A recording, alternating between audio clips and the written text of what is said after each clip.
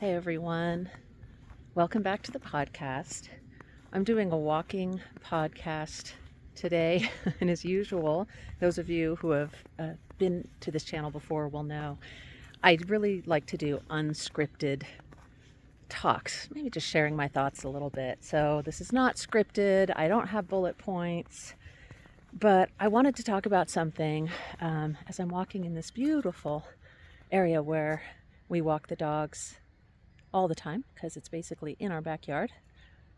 And yes, this is Arizona. This is Prescott, Arizona, which isn't even that high up, but this is spring 2025 when I'm recording this, and this is what we got over the past couple days. So it's just beautiful.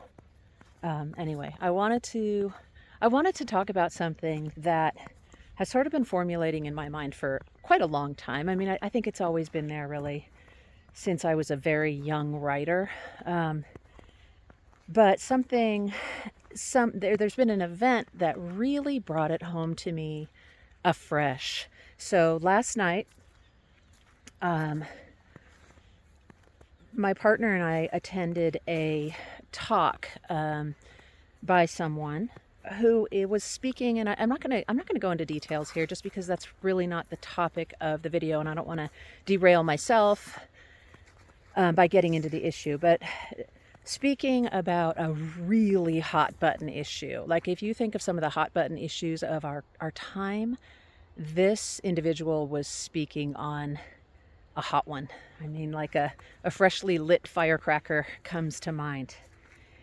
And it was really interesting for me to go there as an observer, someone with really no skin in the game, just to observe and just to see where this particular audience would be on this issue at this point in time when there's, arguably a lot of division, a lot of opposing viewpoints that aren't necessarily always expressed in the most respectful ways.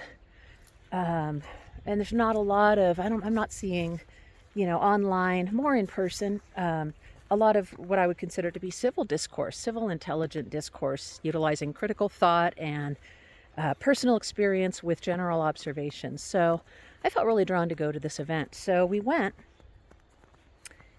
and coming home from the event, we were talking about it, and what occurred to me, something crystallized, this thing again that I think has sort of been in my brain for decades, right? Ever since I was young and really was drawn to writing. I tend to have an observer personality anyway. I've been a participant in various things in my life, but I love to observe. I love to study. I love to watch people interact, watch animals interact, see how this world sort of runs. It's just always sort of done it for me. And I think when you're a direct participant in something, especially if it's a kind of a hot button issue, I think it's tough to also be in observer mode, right? And so if I had to choose, typically I'm always going to choose observing, learning, watching that way. It just, like I said, it's just part of my nature. I got to switch hands here because I'm actually holding the phone. So it occurred to me that as a writer, I think this is one of my superpowers. It's not something I necessarily worked for. I think it's hardwired. I think I was really born with it. I look at actually old pictures of myself. I don't know if any of you ever do that. And I can see how much, even as a baby, I was observing the person taking the picture. I was observing what was going on around me. And so I think it is kind of hardwired. I also think it's kind of a superpower, and I'm really grateful for it. I think as writers, if we are not natural observers, maybe we are more natural participants in life, in various life events and in heated discussions and in heated topics. We have strong feelings and we sort of take action on those strong feelings. I'm not making a judgment call on that, but I think if that's more the type of writer one is, and one is a writer, developing that observant side is really important. And I especially think it's important, or I don't know that I especially think it's important. Let me rephrase that. I especially think a great opportunity for doing that, especially where people are involved, where humans are involved in human interactions. When we're trying to develop an ear for how people speak to one another. When we're trying to develop a natural writing rhythm for how people interact when it comes to, let's say we're writing a piece of fiction and there's a conversation between two people. Unless it's a script where there might just be straight dialogue, typically we're going to want to insert in there dialogue tags, he said, she said. We're going to want to insert notes on gesture, notes on demeanor, notes on facial expression. And in order to do that in a way that really rings true for the reader, I think it's important to have a very good, almost like a visual artist has, like a photographer or a painter has, a very good grasp, a very good realistic sense of how people sound, how people look, how their composure changes depending on the situation, how their posture might change, right? Standing up tall versus maybe slouching. Little micro facial expressions, squints versus eyes wide open in surprise. There's so much there. And when I was at this event where it was a charged atmosphere, it really was. Looking at that, noting those things, I just was in my zone, because I know that as a writer, those ingredients, those things that I'm seeing and taking in with my eyes and my ears, they're going into the hopper, right? They're going in there. And at some point when I'm writing a scene, and maybe there's a heated discussion, or maybe it's a passionate discussion, or something is happening. I'm going to switch hands again. Something is, whoops, right in front of my camera. There we go. Something is happening that's especially eliciting a strong reaction from characters, right? It's not just like a calm sort of tea time discussion. There are strong reactions here. I know that those mental notes, those visual notes, those ear-related notes that I've been taking, the sound, the smell wasn't so much an issue in that room, but any sensory details that we take in. And I'm glad the smell wasn't an issue in that room, by the way. The feeling of that charged atmosphere. All of those sensory details are so key as writers. When it comes to writing anything, I don't care if we're writing nonfiction or CNF. I've recently had some of my students, my undergraduate students, not my grad students, write CNF pieces, creative nonfiction, for those of you who do not know what CNF is. And basically creative nonfiction is you are writing something that is at least based on actual events, but it's true, something that really happened or is happening. But you are also embellishing it. It can almost, you can add some elements of fiction. Think of historical fiction, for example, based on actual events, but you can't, as an author, actually go interview the characters because it happened in the 1700s or 1800s, for example. That there could be a creative nonfiction take on that, where you are trying to stay very true to history, but you are also adding depth and breadth through the use of sensory details. So even if you're writing that, or even straight nonfiction, it doesn't have to be CNF, bringing the reader deeper into the narrative via the use of these details is huge. So I noticed that last night, and especially driving away, when we were driving home, I thought that was really cool, and I need to do a video on that. So here I am on this snowy morning. It's actually pretty beautiful. It's not that cold, but it's beautiful. Bringing the reader in is great. So in order to learn to do that, yeah, some of us have it naturally. Some writers have it naturally. I see that. And they don't necessarily need to do the field research, right, to write those things well. They can just sort of, pull it out of their hat. Oops, I'm sorry, I'm in front of the camera again. This is not the most ideal way to do this. I'm going to be on the road soon, so I wanted to shoot this video before I got on the road. One of the best ways to do that, if you don't just have it naturally, you're not just always pulling from memory, which most of us can. At a certain age, you can kind of start pulling from memory. But really, to keep that fresh, I encourage you to go where the sparks are. I don't mean put yourself in dangerous situations, but almost be thinking like a journalist, someone who is going to a place where sometimes there's danger, sometimes there's weather, dangerous weather, there's dangerous geopolitical events, or there's dangerous local events, but it doesn't have to necessarily be a dangerous situation. And in fact, I would never encourage anyone to just walk into a dangerous situation to take notes as a writer. I don't think that's smart. And we like to use our critical thinking skills, and we like to be intelligent about things, but there, my finger went right into the camera. There is something to be said for going where the sparks are. This was a well-controlled event.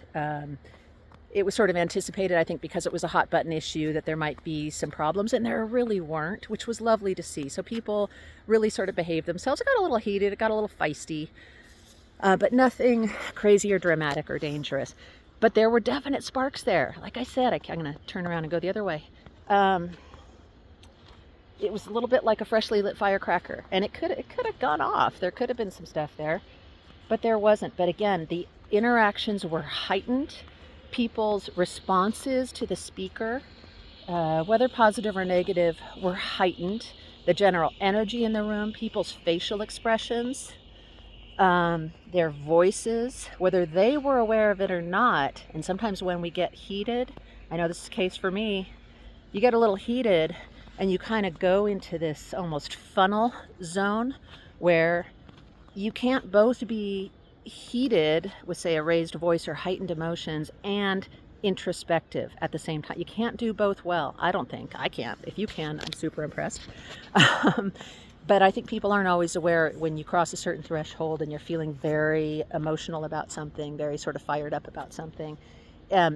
It's really easy to lose the ability to observe yourself, right? And so I saw that last night, but I was there as a writer to observe and to take note and to go, okay, this is when you can feel it, when a threshold is crossed and feelings get involved. And again, not a bad thing, but there's a sort of emotional set of blinders that instantly just whoop goes right on to the face. And you can see it happening. And so again, I find that so valuable. You can do it just day by day. I mean, I think I'm always in observing mode pretty much, unless feel like I'm in danger, or there's something, I'm really sick, or there's something going on that's sort of occluding that. I find myself just, again, I've said this already, naturally in observing mode. I don't care if I'm in the grocery store, if I'm doing laundry, if I'm watching something on YouTube. I'm observing. It's what I do. But that can shut down for me too. I think that's a human thing. I think that's sort of a biological thing.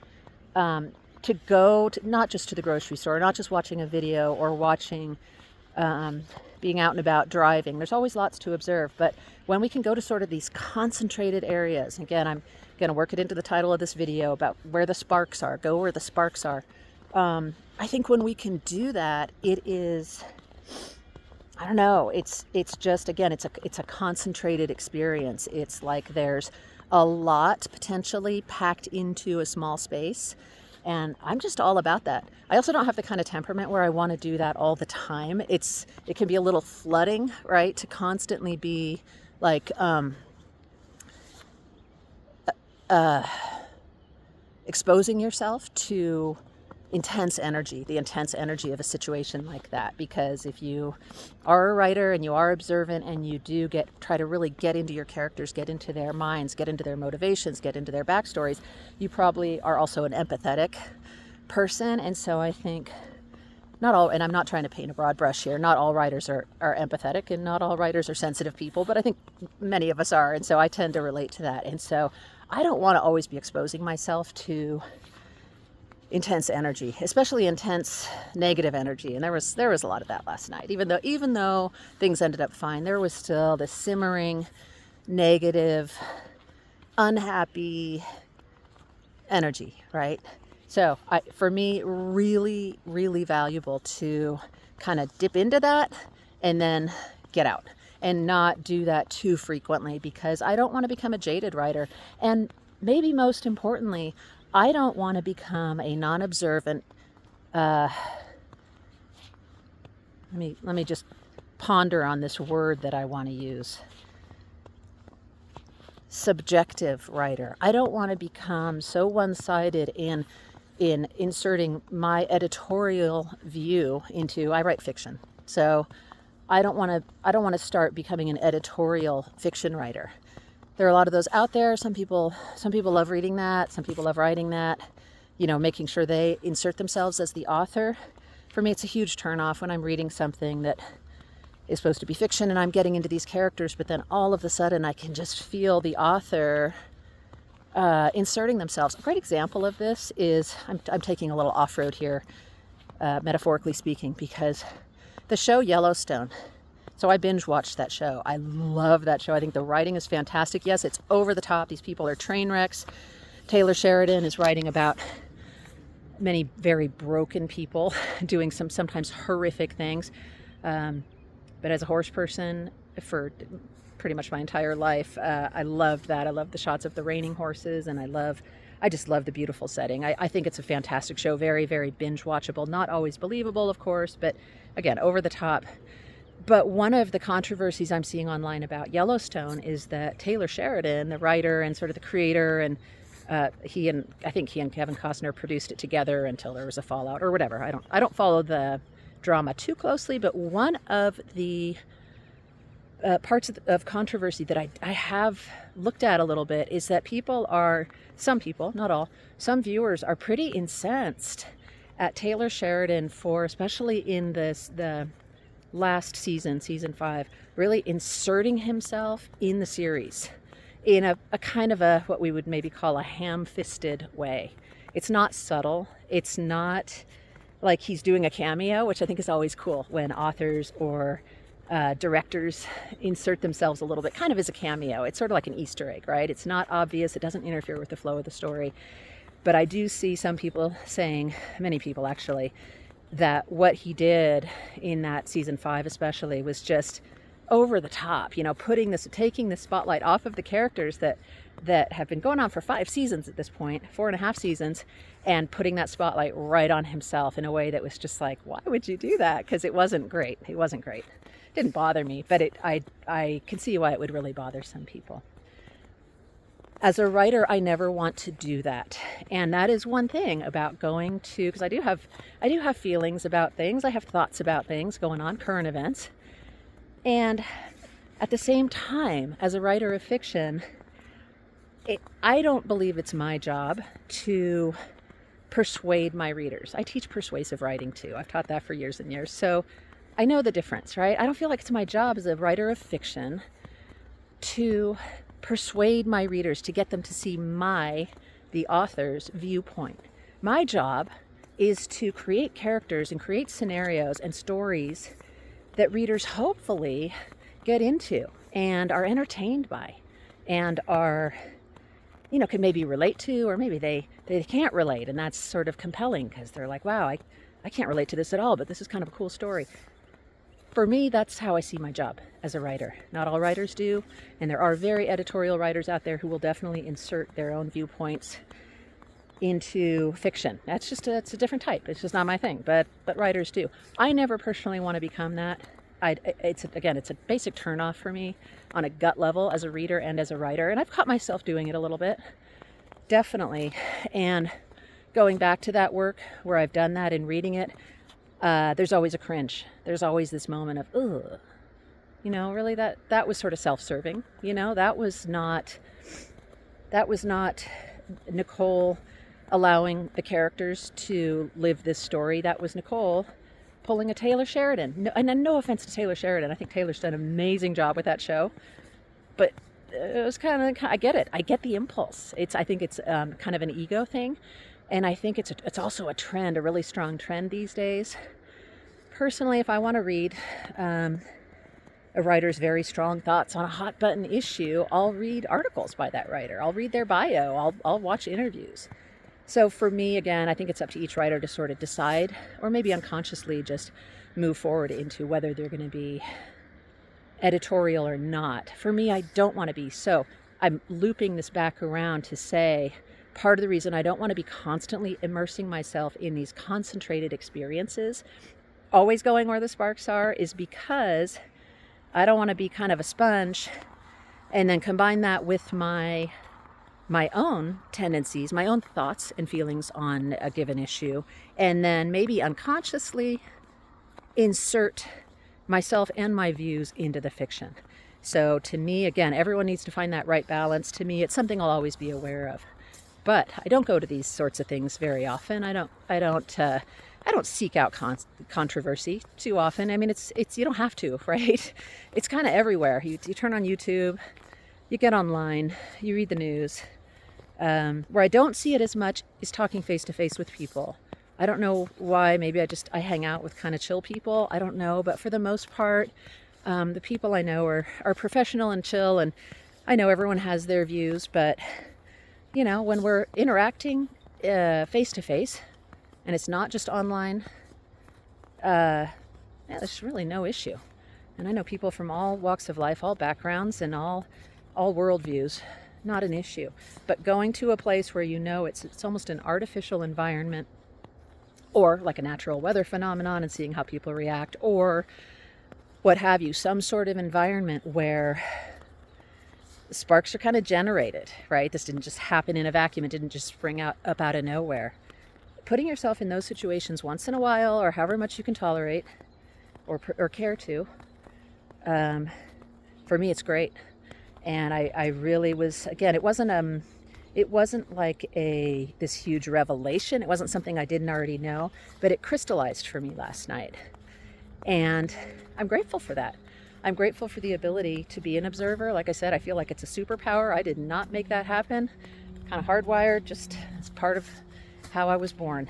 But I love it because it's a skill I see many writers having to actively develop. And I'll tell students, hey, go sit in a cafe and work for an hour or two. Listen to what's going on around you. See what's going on around you. If you're in a food type atmosphere, get the smells of it, the sound, smells, feel, touch, taste, sight, all those senses. Get those sensory details and write them down and note them. Like let them kind of osmose a little bit. Get them in your writerly brain. And again, I do that kind of naturally, but when you can go to a place where it's heightened, where it's concentrated, man, take that opportunity. Again, please be safe. I never advise anyone to put themselves in danger for the sake of the work. There's enough of that around too. But yeah, go where the sparks are. I'd love to hear if you've done this, whether intentionally or not. Maybe you've just found yourself in a situation where the sparks are and it ended up yielding some really great fodder for your writing. I'd really love to hear about that, because it's not always, we've all been through situations too where we didn't go to them, we didn't plan and make it an intentional part of our day. It just, something happened, out of the blue. And I think weather is a great example of that. I'd love to hear from you about that, how that informed your writing, how you've used that or maybe plan to use it in the future. And yeah, once again, let me give you a shot of these beautiful rocks. I can do this without getting my hand in front of the camera. There we go. Alrighty. Have a great day. Thanks for being here. See you later.